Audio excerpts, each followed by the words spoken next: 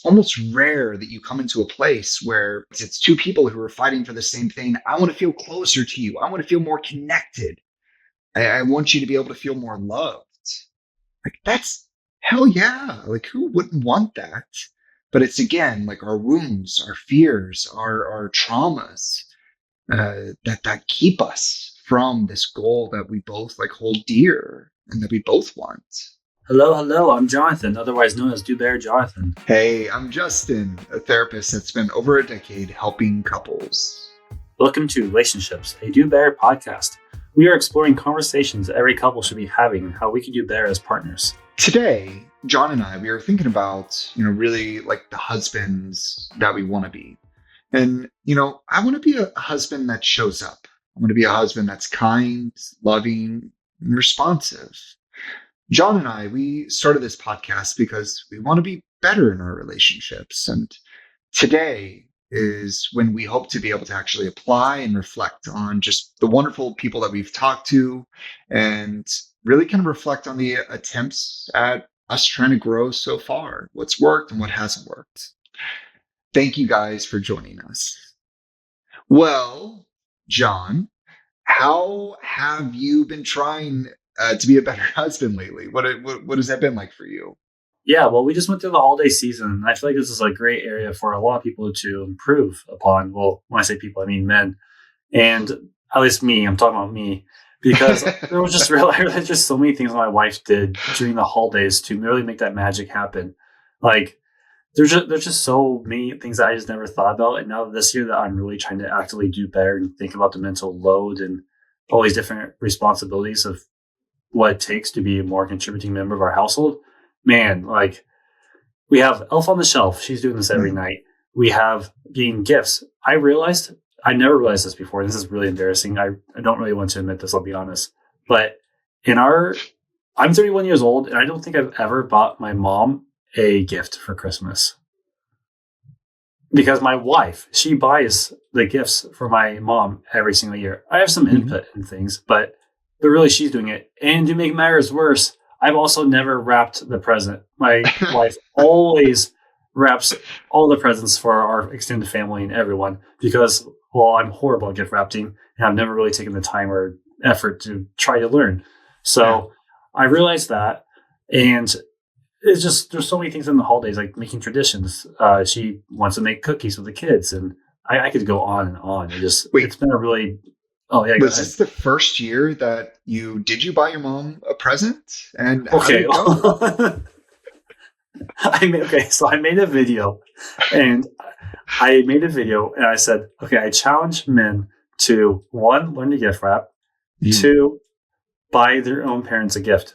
So I'm making this video while my wife was at work because I got off early, and she was like, "Hey, I want to do some shopping after work." I was like, "Okay, cool." She comes home and was like, "I got your mom to get these gifts."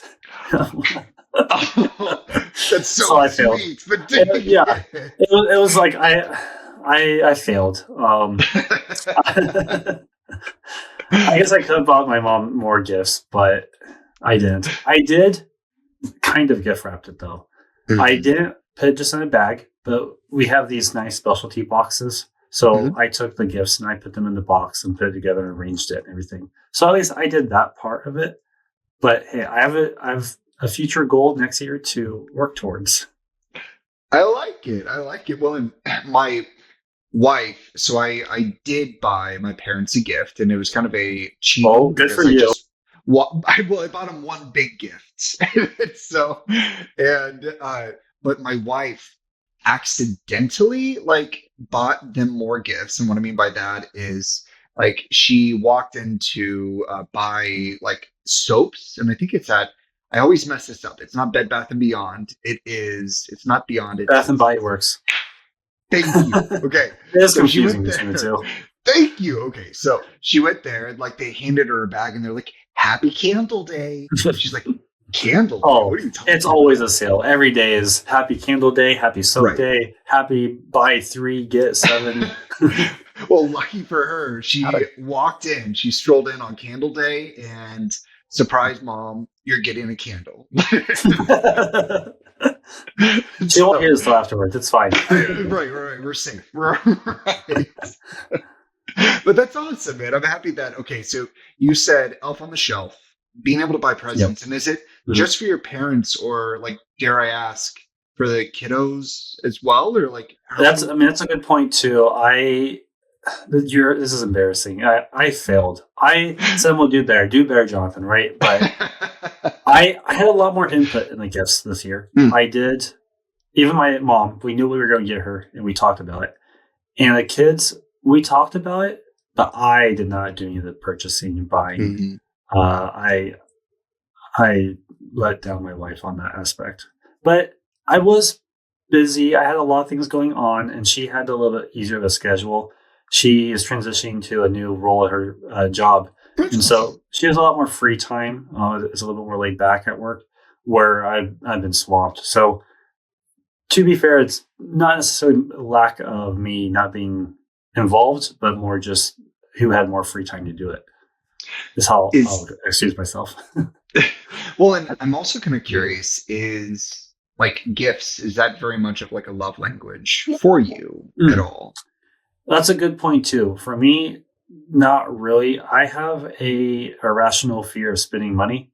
So we could probably do a whole therapy breakdown on my financial insecurity, and actually, my therapist would love that.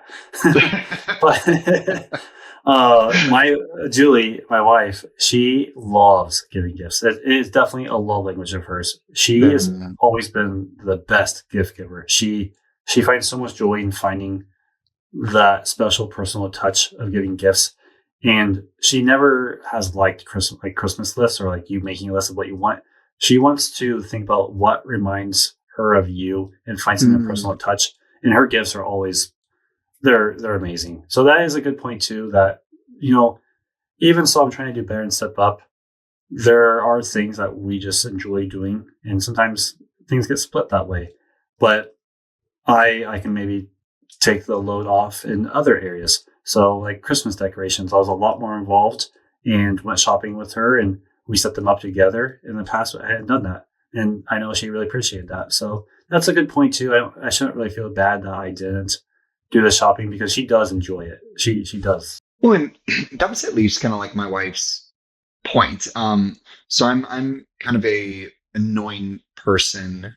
Just that I'll just put a period there. Yeah, But no, it's fine. also, no, I'm annoying in a sense of like usually at on Monday or so, I kind of go through like my week, Monday, Tuesday, Wednesday, Thursday, Friday, and what am I expecting or what am I wanting to be able to do like after the kiddos go to bed? What is on my Mm. to-do list? What is on my like checklist of sorts?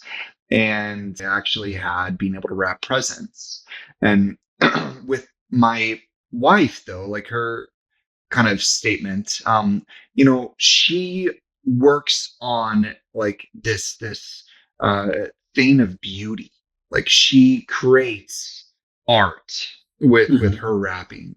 And I create paper out of the box. And and so I went through, I wrapped her present, which by the way, like cheat code, do not tell your kids what you got their mom because like they already did. Like they already like and they've said it like literally 3 or 4 times, and now it's a joke, and it's not funny to me.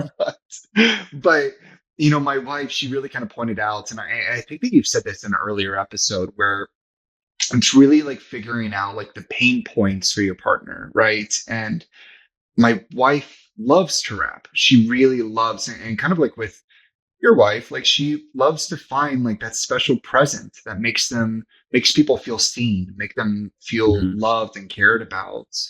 And I think that that's with my wife, that's why she like tries to curl the ribbons and she tries to make it Wow. impossible to open. Yeah, it's That's fancy. intense. Yeah, seriously. And I just like slap tape everywhere, and then it's my lines are not pristine at all, even though it's enough for her presence. Absolutely. But that's where, I went into Monday with kind of an expectation of like, all right, like I'm going to wrap all these presents. I'm going to take this mental load off of her. But it actually like ended up I had to take a step back because even though I kind of assumed it was helpful, because I don't know if like really rapping does anything for me. It doesn't really like bring me Okay. joy. It's just like something that needs to get done. But I don't know. I think overall, like I need to be able to kind of check in. I need to be able to see what are her pain points. Where is it exactly that like she's struggling, and where does she actually get joy as well? That Mhm. that's maybe what I'm hearing from like what you and I are talking about. Yeah, that's a good point because I'm over here trying to do better, but if we don't communicate of what that looks like, it can be more frustrating that I'm picking up these items that she enjoys doing. Mm. Yeah, I'm not doing things that she doesn't like doing, and so it can create this imbalance of okay, well, I appreciate your effort, but you're actually making my life worse. So that's a good point that, you have to have that communication of, okay, what are these pain points? What do you not enjoy doing? How can I actually contribute more? I would love to say, how can I help? But that's not helpful when you ask, how can you help? But it Yeah. is good to communicate and have those expectations set with each other. Why is that? Why is it not helpful to ask why to Well, help or how to I help? guess if you're coming off uh, in this environment or in this situation, you're asking, all right, I know we have a lot coming up for Christmas. I like this. What areas can I tackle? That's a little bit different than typically when I say, like, how can I help? It's like, okay, so we have a Saturday morning. The dishes are dirty in the sink. The floor's a mess. Toys are everywhere. And I can tell my wife's overwhelmed. And I'm like, okay, if you're so stressed, like, how can I help? And, of course, that's just going to anger her because it's like, how can you help? Just open your eyes and look around, and you can see what you can do. And so, a lot of times, I really try to avoid saying like, how can you help, or it's take initiative, see what you can be done without being told what to do. So I think that women really really appreciate that. But I guess in this situation I'm talking about, it's in a way you're presenting it as manner of like, I already cleaned the dishes, I vacuumed the floor, the toys are put away. I don't see anything else that needs to be done. Is there anything else that you need or anything else you see? And in that regard, you're still asking how you can help, but it's in a more proactive way. So I guess it's the Yes. same thing with like the mental load, the activities of things she might enjoy and doesn't enjoy. It's, hey, I know that we have to buy presents and wrap them, and we also have to do X, Y, Z. Which activities do you want to do? Which activities should I do? And that maybe it could be a solution. Yeah, John, I wanted to be able to tee up. I wanted to tee up that ball, and you just knocked it out of the park, my friend. I absolutely love it, and I think what you're really like talking about as well is, and I think that we talked about this in one of our conversations where I'm jumping into the weeds, so stay with me. Mhm. And something called systemic family therapy. We want to be able to look at like overall, like the positions in a relationship. And so, do we feel like peers or do we feel parent and child of sorts? Mhm. And kind of like the epiphany that I was hearing from you, or kind of the epiphany in my mind when I was hearing you talk, is like when I ask, how can I help you? That isn't really like a peer talking to a peer, but that is instead like me talking to like my boss, me talking to somebody who's above in position of me, where we're like, again, as a partner, you don't want another child, you want a partner. Yeah, and to piggyback off of that, saying, how can I help? That term help implies that it's her responsibility of having the house clean, of her having all the household management, of her doing the childcare. Saying, how can I help you? Makes it seem like it's her job to do all that. When really, we live here too. It's just as much our job. So it's not help. And then the I like what you said about that. What was your fancy term for it? The therapy term? Yeah, so it's a a theory that we use to be able to kind of like treat individuals and couples. It's systemic family therapy, and we look at like boundaries as well as. And so if you hear people talk about boundaries, that's what they're referencing is that theory, as well as like the positional relationship. And so, are we peers or is it positional?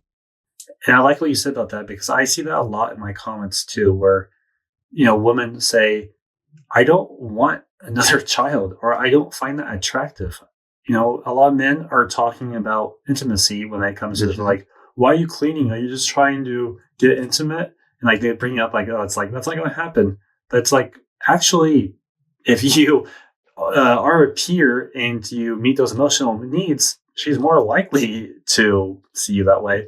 But when she's having to clean up your messes and tell you what to do all the time, she's not going to find that attractive. And that's probably why you feel rejected and feel like she's not intimate because you aren't being on that same level. So I like how you brought that up because it's something I see all the time in my comments. Well, and I think, and I know that we can probably do a episode in itself, just kind of about intimacy. But I mean, you also just really referenced somebody who I really like, Dr. Emily Nagoski, and in her book, "Come as You Are," pun like double entendre partially intended with the title, but she discusses how, we have this idea with like libido that, we only have the gas. And if we are not mentally getting there, then we're not pressing on the gas hard enough. Where in reality, what she's speaking to is like, I think the vast majority of the issue is that we have our foot on the brakes, that to be able to get us into that space of wanting to be able to be intimate, to be able to connect, to be able to be close, it's not sexy to have dishes everywhere. It's not sexy to be able to have clutter. It's not sexy to have 27 things on your mind. Like that doesn't put you in the mood at whatsoever. But if I can find for my partner, like what is it that's actually like pressing your brakes? What is it that's keeping you from there? Yeah, number one, you begin to be able to see me as a peer. You begin to be able to see me as a partner. And number two, you have like the mental space and clarity for us to be able to connect in that way. And so this is again what Emily Nagoski has talked about, and I think that it's right on. Oh, 100%. And I get so frustrated because so many times I have men in my comments who are saying I'm just pandering to a woman, or why do I hate men? Like, why am I on the wrong side? Like, I'm against their team. And I'm like, I'm not hating men. I'm not doing this for the benefit of women. I'm doing this for the benefit of men. This benefits us. By us being more active in our household, we have a better relationship. We have a better relationship with our partner. We have a better relationship with our kids. Our house is more clean, tidy, organized, which is great for our mental health and physical health. Mm-hmm. And you probably, as a result of that better relationship with your partner, feel more confident about yourself. You're happier. It really improves your life in so many aspects. Yeah. Yet they just see it as, oh, I worked all day. I don't want to go home and clean. And if I don't clean, she'll do it and I don't have to do it. And I can do whatever I want. So why would I go out of my way when I know it's going to get done anyway? Yeah, she might be mad, but whatever. She's always mad. Like they take no accountability and just see that like there's no benefit to them. They don't see that there actually is a benefit. And I am living proof of that. It's my experience that I've seen that. And that I've had plenty of men also on the opposite side reach out and say, I've been arguing a lot with my wife, or I've never really thought about things this way, and I've been trying to do better. And I have seen improvements, and that it has improved my relationship. And thank you for making these posts because it makes me think about things in a different way. And it's just one of my biggest frustrations that I just constantly see men that won't take accountability and don't realize that I am trying to benefit them. I'm trying to speak to them and show that being a more active partner is beneficial for men. But it's just a frustration I have. You answered kind of the question that was in my head, and I'm going to kind of give it a shot. What I was thinking, so I wanted to be able to ask you, like, with those men that seem impossible to be able to reach, the men that like provide the most resistance, like, what do you wish they got? What do you wish like they understood? Yeah, it's tough because I'm trying to reach the unreachable at some points. It's people who have their ingrained mindset of how relationships or women are, and they're never really going to change. But still, my goal is to hopefully provide guidance or some insight and just have a new perspective on things. So I always try to have these conversations, even if it results in a lot of negative energy. But ultimately, one, I want them to realize, well, one, I just want men to believe women. I think Mm. so many times men just simply don't believe what women have to say. They try to invalidate their experiences. I often bring up research and data that shows that women are doing the vast majority of childcare and household work while also working and have way less leisure time than men. And this is actual data. And oftentimes the response is not, oh, that's a good point or whatever. It's, yeah, but that research was probably done by a woman, or that's a woman self reporting her time, or it's a woman who says she's doing all this stuff, but she's probably making it more work for her to do because she's during the place and then she has to clean it. Or she takes a lot longer to do this than a man would. It's literally always saying, no, this data can't be real because it's a woman involved. Then it's just so I think that's my number one thing is that I think the world, just imagine how different it would be if men actually believed women. But two, if I could like get anything across to them, it's just to have them take criticism or feedback as an opportunity to grow. And I think this is not even as a relationship thing. This is how to be successful in life, whether it's work, friendships, whatever it is, taking feedback and criticism. So I'll use a relationship example. If you're in a argument and my wife says, kind of like last week we were talking about cleaning the chrome in the bathroom. My wife says, "Hey, you missed a spot in the bathroom." Instead of getting defensive and said, "Hey, I'm trying here. I cleaned the whole bathroom," it's saying, "Yeah, you're right. I did miss that. Next time I'll make sure to clean that." You're taking it as an opportunity to grow. You're not getting defensive. You're not fighting back. And instead, so many times these men just don't take accountability and they see it as an attack, not as an opportunity. So I think that's another thing that if I can just change people's mindset, it would be whatever it is in your life, try to use that criticism for the positive. Okay. Well, and I think that one thing you and I have personally talked about before is, we never grow when we're comfortable. We only grow when we're uncomfortable.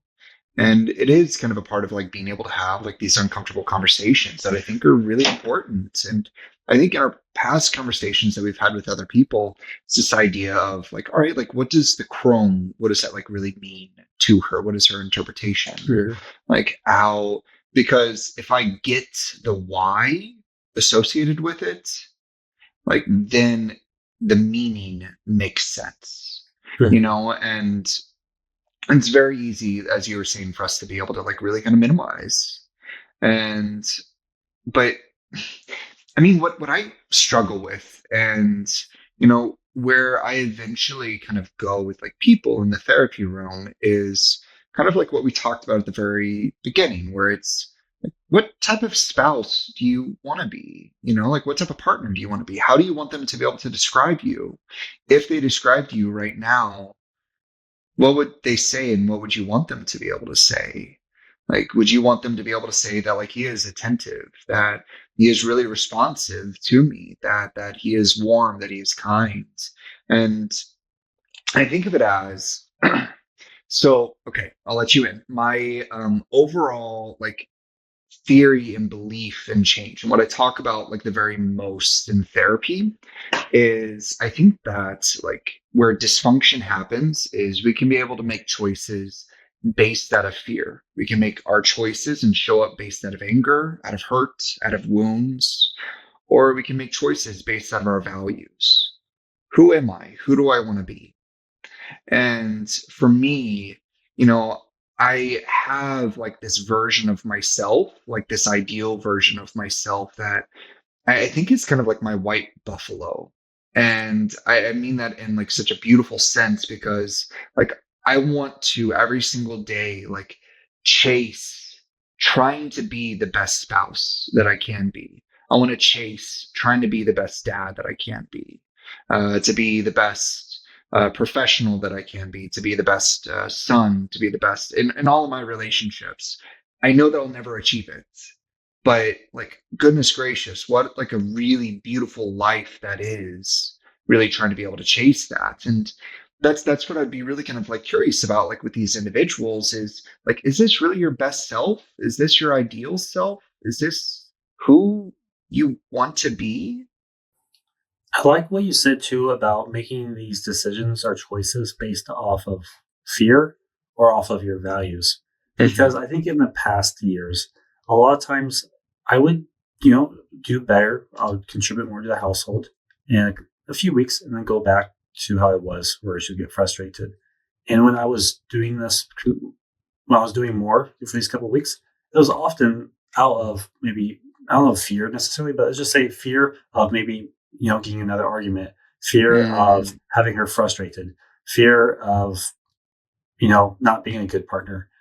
And it was more out of doing it that way. And it wasn't necessarily doing it because I valued doing the best I could or being the best partner I could. It was more of a reactionary action. And I think that's maybe why I never stuck or it wasn't as lingering and why I always failed after a couple of weeks. So I like how you said that because I'm like looking back and thinking about it's like I I was doing this as a reactionary thing out of fear, not because I valued it. yeah. So that's an interesting perspective, and just makes me think about okay, so if that is the case, how do we create a value for someone, or how do we transpose that from being a fear of not being a good partner to having a value of wanting to be a good partner? And it then like it kind of goes to, I love this. Like, so I could be able to clean based out of fear, or I could clean based out of love. Like, this is how I show that I love you. This is how I show that you are so freaking important to me. Like, one, fear is something that can very easily diminish, and same thing with anger, right?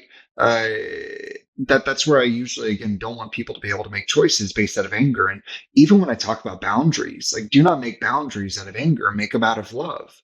I love you enough to be authentic. I love you enough to show up. I love you enough to hear you. I love you enough to be able to do this. And love is an emotion that's like ever present. Love is an emotion that I think can really withstand and to be there when I'm scrubbing the poop out of the toilet, or whatever else like comes with it. And I I think that it's like reminding ourselves of like, where's this coming from. I think that can really reinforce like being able to do these things and being different in our relationship, being better in our Mhm. relationship. Yeah, and when you are have a value of you're doing love, you realize that you're not going to be perfect every time. And I think Hmm. when you're doing it out of fear and you do mess up, like going back to my bathroom example, you're doing it out of fear and you miss a spot, and she says, "Hey, you missed a spot." You kind of get automatically all defensive. You're already in fear mode. It just triggers everything. It becomes a big argument. Where if you're doing it out of love, that's kind of goes back to what I'm saying, where maybe you take it down a notch and you're like, yeah, okay, you're right. I missed a spot. I'll make sure I do better next time because you're doing this out of wanting to do better. You're doing it out of wanting to do a good job, not you are trying your best to not get in a fight and then you get in a fight and it just breaks everything down. Absolutely agree. Like, again, like love can be able to take pushing back a little bit. Love can be able to take like encouragement or guidance, and obviously, I know that we're kind of talking a lot about the male, and I think in our last episode, that's where we talked about like how we talk about our needs, how we talk about like the quote unquote criticisms. Um, that's just as important as like, am I really able to catch you? Am I really able to kind of hear you in this? And I think that like when I'm acting out of love, I can also like really. And so I wanted to be able to say that, that like, of course, we can always be able to phrase it in like the most gentle way possible. But like when I hear this out of love, I think that it kind of like begins to change our filters as well. That if I'm doing this, like they begin to be able to tell me like, they're not doing it to criticize me. They're actually trying to be helpful. And when I hear like all of these different kind of encouragements, and I continue to be able to hear like, this is for me to be helpful, this is for me to be able to help, yeah, like it lands so much differently. But I do have to be really attentive to my own lenses where it's like, am I actually looking at you through love and am I assuming the very, very best about you? How would you, or I guess, what do you see a lot of times in your practice when you're talking to couples that maybe have these issues where you suspect, or maybe for their conversations, you can see that it's more, they're having reactions based out of this fear. You said that's something you bring up a lot. So I guess, how do you move someone from these actions out of fear and building their values? I guess, like, what do you talk about? How do you get them to establish what their values are and kind of see that what about themselves that they should be growing towards? Oh gosh, there's a few different strategies. Uh, and so, if somebody is really kind of like making these decisions out of fear, I think that can be like a really beautiful healing moment in the relationship. Um, so one of my and this relates, I swear, where if somebody is angry, um, often I think of that as kind of like the primary emotion. That's kind of the emotion that's like the most comfortable to be able to show everybody. I can be able to remain safe behind my anger. But I find that there's usually three emotions that are like underneath anger. And so anger is one that like pushes us further away from each other. I can't really like touch you or hold you because you're like a porcupine when you're angry. But can I hear underneath, are you hurting? Or are you sad? Or are you scared? And I think that like if I've kind of dubbed those the ooey gooey emotions, uh, where those are really vulnerable emotions to be able to really share with one another. But I think that those are so important in a relationship.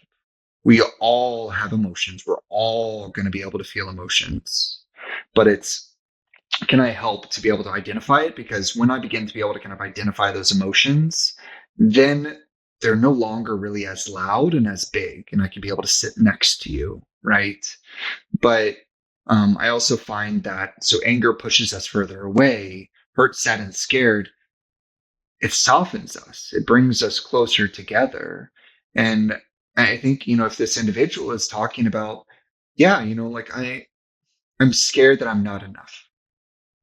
I'm scared that, like, as a partner, you don't see me as good enough. And I'm afraid that you're right. Like that is the moment for like this attachment to be able to be, for them to be touched, for them to be able to be like really truly loved and cared for in that moment, because I think it can be like a really beautiful healing moment for them. And this is so one possible strategy is like more kind of attachment based. If I'm hurting, if I'm vulnerable, if I'm scared, can you be next to me? Can you comfort me? Can you love me through this? So that's one strategy. The other strategy. Go ahead. I was gonna say, I actually think I have. I want to hear the second strategy, but I actually think I have like a real world example of this Yes. strategy that just happened this week. So, with let me know if I'm interpreting this correctly. So, I was stressed out this past week. I had a lot going on. I'm really busy at work. I produce content, podcast. I'm writing a book for my job. The kids have been sick. It's just a lot has been going on in my life, and so I was getting a little short, a little angry with Julie, and she's like, "Hey, I seems like you're really short, and like, are you're stressed?" And I'm just like, yeah, I'm overwhelmed. I am doing way too much. And she's like, tell me about it. All right, let's break it down.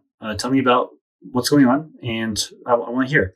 And I just kind of told her everything. And she goes, okay, let's plan out our schedule. Let's talk about the time. Let's figure out, okay, what days are we going to work on this? Maybe from 7 to 9 on Thursday, I can help you with this. From this time to this time, you can allot time for that. And just kind of broke down my week. And she was like, does that make you feel Was that better? helpful? I really appreciate that. I know Okay. in anger, people have different reactions. Like when she's angry, I think the last thing she wants is me to try to fix her problem. She just wants a hug and just say, yeah, that sucks. I'm sorry. But for me, when I'm upset or angry, I want to solve the problem, and she knows that, I think. But I was able to be kind of vulnerable and say like, yeah, I was being a little upset because I'm stressed and I'm feeling overwhelmed, and I feel like I just have committed myself to too many things currently, and kind of let her in on that, and then she was able Yeah. to attach to that and help alleviate that, and we worked it through it together rather than me pushing her away because I feel overwhelmed and stressed. May, does that relate to that first example? Yes. And because I think that you're talking about kind of like attachment wise, it was exactly what you needed. It was Mhm. soft, it was loving, it was helpful. You know, I almost heard you kind of describing as like when we become overwhelmed and stressed, it is us like listening to like white noise, just like, sorry to do that in your ear. I'm sure the Whoever's listeners love listening. that. But like I hear that like she loved you. She was sitting next to you, and she brought like these bins to take out like little pieces of the noise to be able to make Mhm. sense and to be able to have like this thing that we had a tough time like really seeing and understanding. She helped it feel manageable. She helped it feel doable. But I love that piece, and I love that like I think none of that would have been possible if she didn't help like make you feel safe and comfortable with I can't be perfect. I Mhm. can't be everything. And I think that I'm kind of reminded of like Brene Brown. She had kind of a famous quote where so Brene Brown, she often talks about shame overall. And you know, a man, I guess, kind of approached her after one of her talks and said, "You know, I've noticed that you don't really talk about men at all." And she's like, "Oh yeah, ho hum." And he's like, "Well, that's kind of convenient because, you know, I believe that, you know, I would rather my family see me die than ever fall off my white horse." And it's this idea that, you know, I think just as humans, we want to be everything to everybody. Mhm. And I think for you, John, like that's what I was kind of hearing is that like people love you, my friend, and you have a lot of people who like want more and more and more. And it is really, really hard, you know, just with all of these demands and not wanting to be able to let anybody down. Like it's a really terrifying place to be in. And I don't know if it really matters like what gender you are. I think that it applies across the board. Yeah, I think it's I know it doesn't matter gender wise, and maybe in different aspects, women and men feel the same thing in different ways. But I do know also men share kind of that responsibility and burden in a way, in the sense of more literally like the have to provide and the pressure of that, Yeah. and feeling that they have to maybe work extra hours or work longer or do a job that is difficult because they feel like that pressure of having to do that all. It kind of goes with that being busy, but also then also trying to be a good husband and everything else with it too. But yeah, I think uh, her response was perfect too, because I recognize that, I was being vulnerable, which I think brought in that reaction. But I've recognized there's been other times where maybe I have been a little bit snappy, short, and like I had a really busy day. Like I don't want to do this, and then it becomes like a kind of like a scoreboard where it's like, well, I had a busy day too, and then it's like, oh, so we're gonna go down this argument, and it becomes a fight when Mhm. instead of her noticing that I was like this, it was like a, hey, let's figure this out, not a, okay, well, I'm also really tired because we have young kids who have been sick, and I have also been working my job and like trying, match me. So I appreciate that as well, which I'm trying to think like from my side. Sometimes I I'm not great at that. Where she will come home from work and be like, "Hey, I'm really tired. Can you make dinner or something?" I'm like, "Okay, I'm really tired too. I worked all day. Like, what are you trying to say?" Or rather, I should just be like, "Yeah, I'm there for you. I got you." Kind of like she was for me. So it's kind of a good reminder of that communication style and such. Yeah, and I think one thing that, one of my favorite sayings that I actually made up. Hooray! Thank you, Justin Original here. Um, so I think that, many people have heard like comparison is the thief of joy. When Hmm. I compare my life to other people online, like that's where I lose joy for what I have.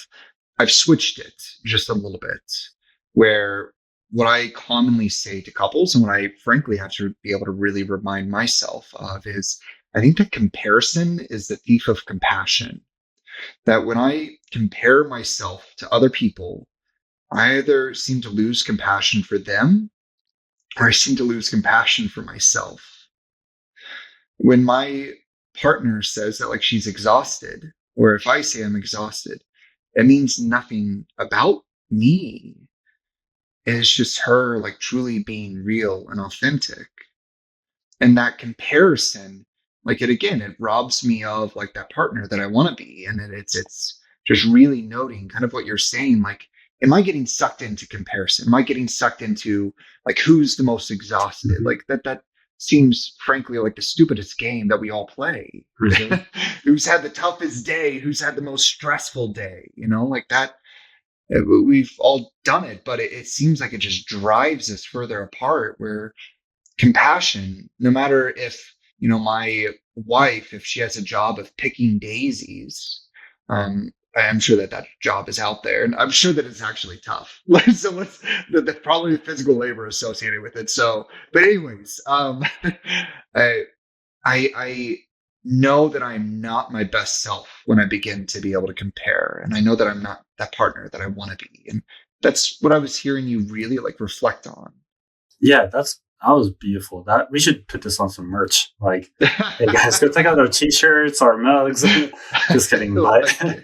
no, that's good. That's beautiful. I love that. That's a perfect way to capture that in an easy sentence that's memorable.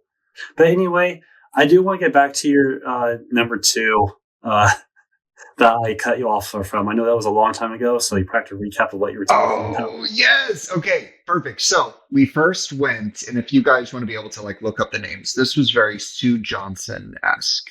So Sue Johnson, she wrote the book Hold Me Tight.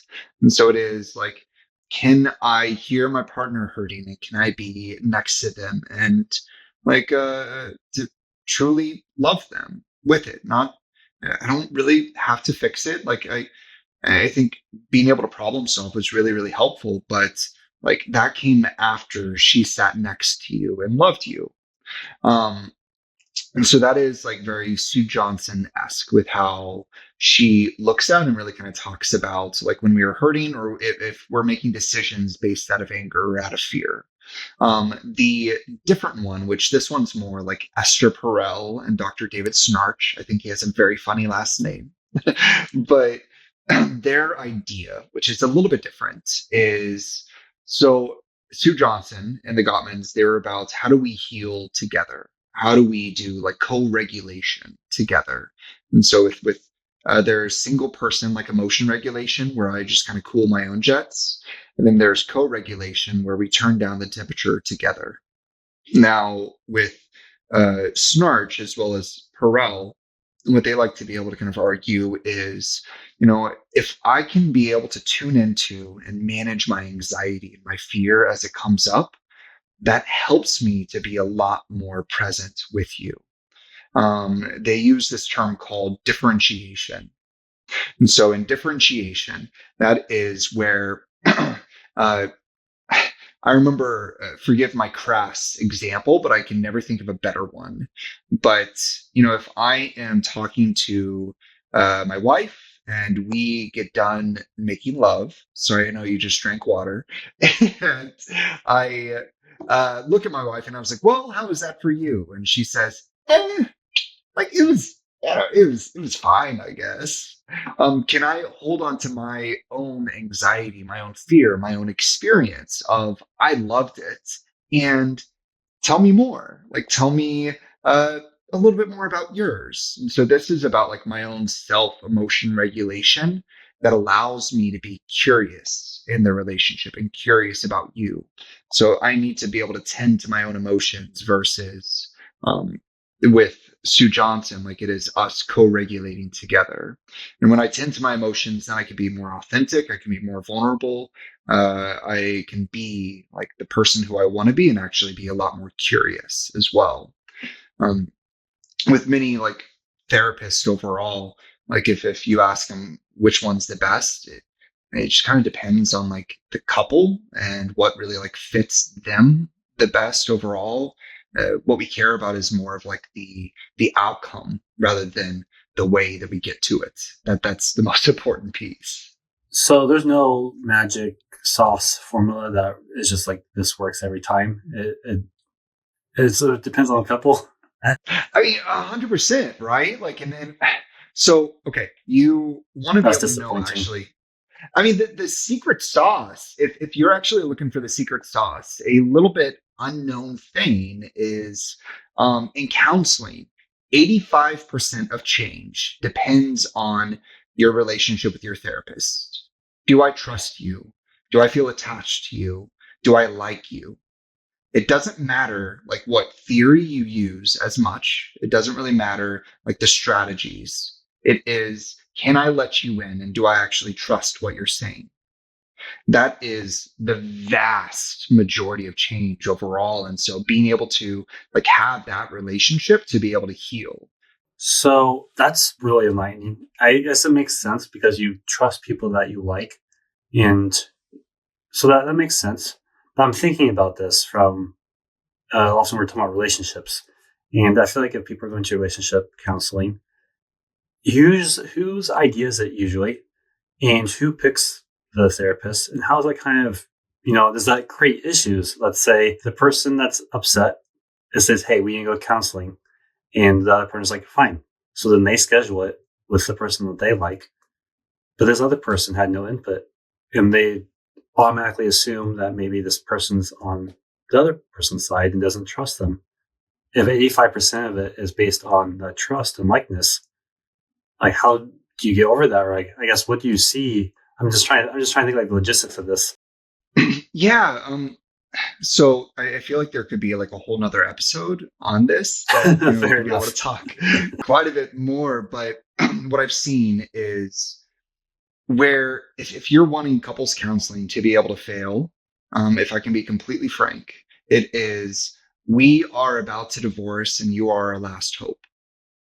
Like we are so deeply ingrained in our pattern, our wounds, our hurts, our resentments have really like deepened, like, and just overwhelmed me to where we're like inches, a breath, a comment away from divorcing, and we're having counseling as a last ditch effort. Statistically, it's not very effective or helpful.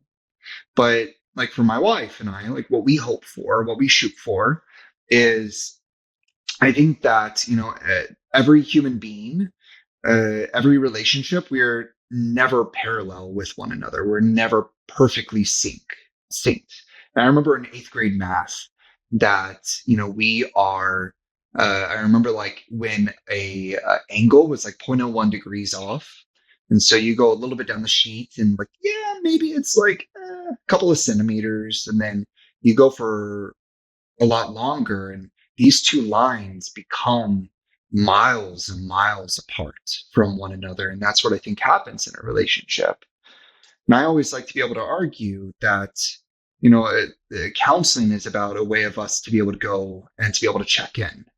I value my car enough to be able to give maintenance on it 3 times a year to be able to make sure that nothing really big breaks. If I do that for my car, why wouldn't I do that for something that I value so much more? It's just about like this maintenance overall. But I want to answer your question because I didn't answer your question. Well, Um, I will have a comment on that because yeah, I'm just going to say I agree with you, basically. I saw this video and it was like things that my husband does that would make a low effort husband jealous or something like that. And one of the things was we go to couples counseling.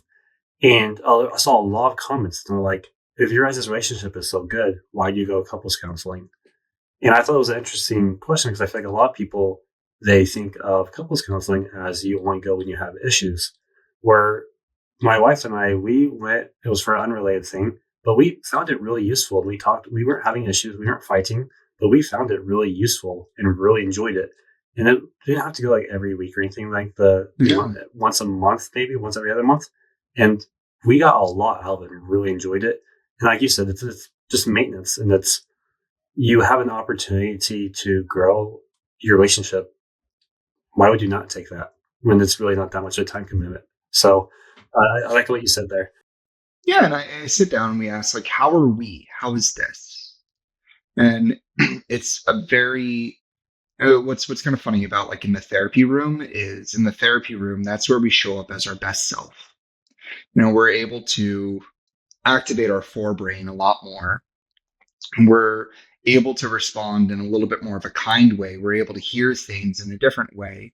There's something almost like magical about that therapy room where we both turn towards our relationship and want to be able to like it, want to be able to make it better. And that's what I love about couples counseling is like it comes down to two people who want the exact same damn thing, but it's just all that shit in the middle, and it's almost rare that you come into a place where it's two people who are fighting for the same thing. I want to feel closer to you. I want to feel more connected. I want you to be able to feel more loved. Like that's hell yeah. Like who wouldn't want that? But it's again like our wounds, our fears, our traumas that keep us from this goal that we both like hold dear and that we both want. So I'm a little bit biased, but I'm a big fan. I no, I agree with that completely. And so we went to couples counseling. We had a miscarriage, and so we wanted to go Yeah. after that. It was kind of a just make sure we're grieving and we're on the same page and everything. And so we were going, and like I said, we weren't really fighting or having issues. It was just more of making sure we're on the same page and grieving together. And in it, she was like, "You have a lot of financial insecurities, and you probably need therapy, individual therapy as well." And I was like, okay, I guess I'll go." And to begin with, I didn't really want to go to therapy in the first place. I didn't really see a need for it, but my wife wanted to go, and I was like, I'll support you. I'll go." But I ended up being the one that was like, "We should keep doing this. Let's keep going." I would end up going by myself, and I loved it. It actually, I think it might have been one of the biggest factors of me transforming who I am today, and Mm, especially like the Dave Bear Johnson. A lot of people ask me, "How did this happen?" And there's a lot of factors, but I think that is one of the biggest factors. Is this made me do a lot of introspection on who I am and who I want to be, and made me realize some of the things that are keeping me down. And so I am one that's a huge advocate for therapy. We ended up stopping because our insurance didn't cover it, and yeah. so it was a large out of pocket expense. So it's not something really you could maintain over time, unfortunately. But Yeah. if if cost wasn't a factor, if my insurance covered it, I 100% would be going right now. And that's why I love this. I got like a free therapy session.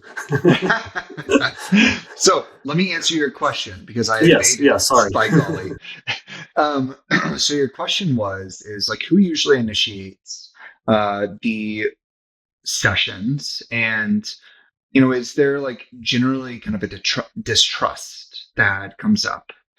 So um, it actually like I'm kind of surprised. I'll say like maybe 60-40 or 70-30, where it is more common for women to do it, but I think you might be surprised that there are a fair amount of men who reach out, a fair amount of men who've actually initiated it as well.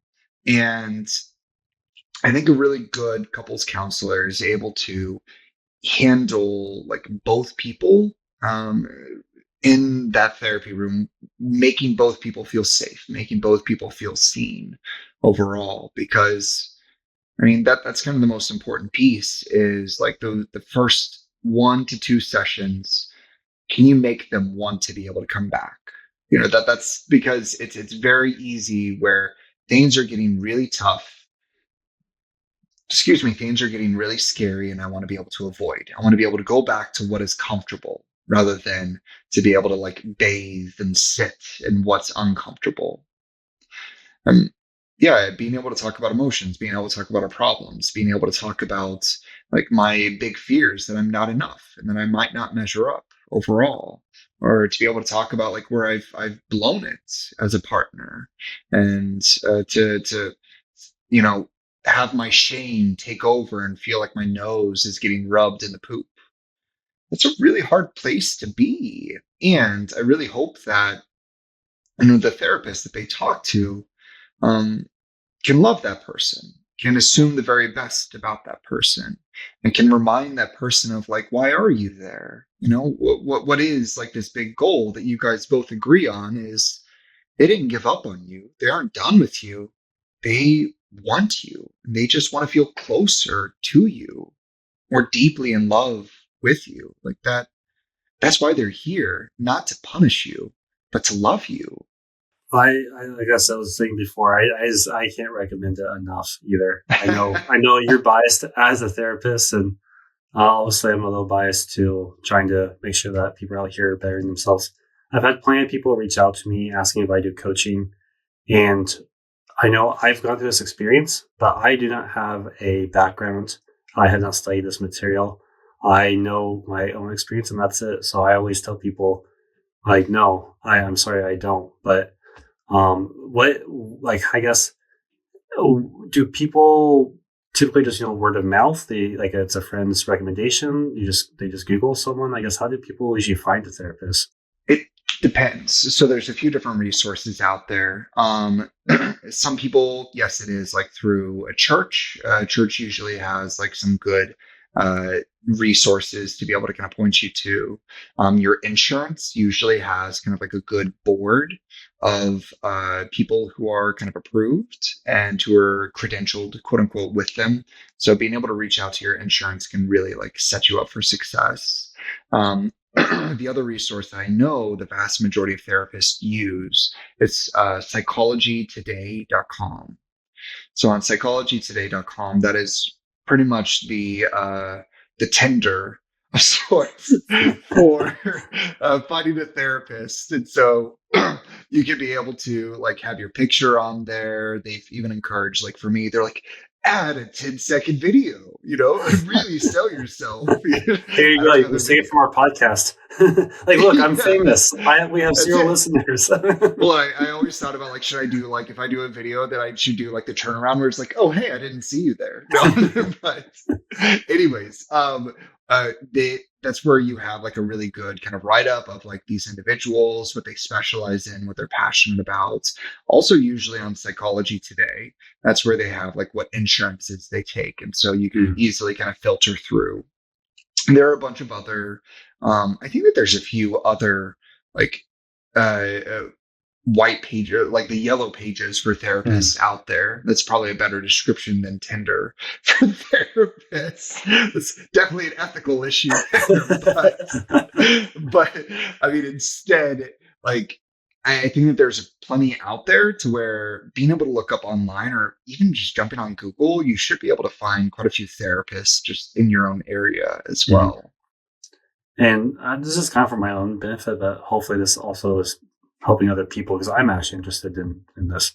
But is it common that insurance covers it? Because I know when we went through it, our insurance didn't cover it. So is that common, or what do you see? You are dancing in the gray area of billing. And so the gray area of billing is like they do and they don't, just based on the therapist overall. And what I mean by that is like they do not cover the diagnosis that you have to be able to use, or that you don't have to be able to use, but like it's what you use for couples counseling. And so the diagnosis, like they don't see it as medically necessary at all. But there are other therapists who feel more comfortable being able to kind of assign uh, different diagnosis, which is reimbursable through insurance. But for me personally, I honestly I kind of go private pay just because uh, it I just hate the idea of I want to be able to be as ethical as possible. I don't want to be able to assign a diagnosis that's not appropriate to you. And I'm going to hold that with, and I believe that like being able to get care, medical care, like I think that it should be affordable, and I believe that this like resource should be accessible to people because the issue with like the, let's say, 50% divorce rate, I think could be really different, if more people went towards this and more people went towards each other more often. Like Yeah. I think that we would notably see differences in relationships and with people's willingness, or frankly, people's like fulfillment and happiness in their relationships.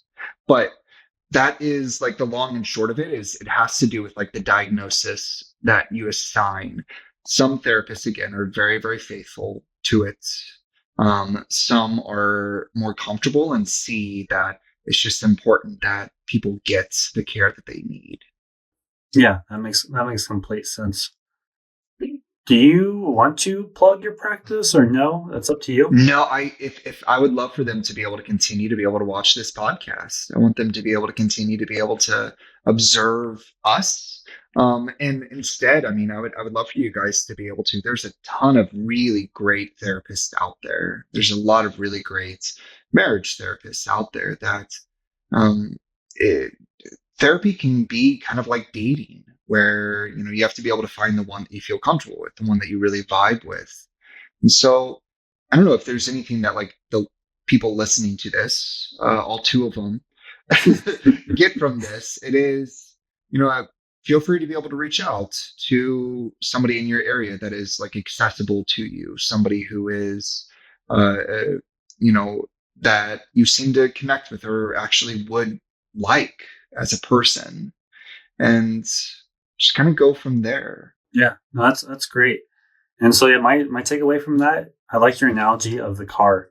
You have a car that you get oil changes on, and we have a 50% divorce rate. So yeah, let's imagine that 80% of the cars out there, they're not getting oil changes. So they keep breaking down, keep breaking down, keep breaking down. But if you start doing oil changes on all the cars, most cars are going to be running much, much better. And so it's the same with relationships. We can do maintenance, we can do regular checkups, making sure we're on the same page. And that, the eighth grade math example, that was also a great example. And so that's a great point. So thanks for sharing all that on therapy. I have personally really benefited from it, and so I wanted to address it and talk about it.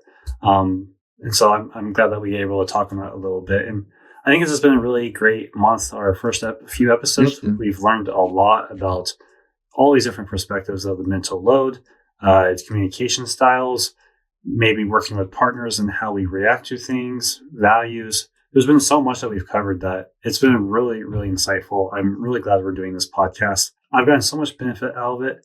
And so thank you for joining me, Justin. This has been a lot of fun. I hope you've also enjoyed it. And hopefully the listeners are also getting some entertainment out of it and some value.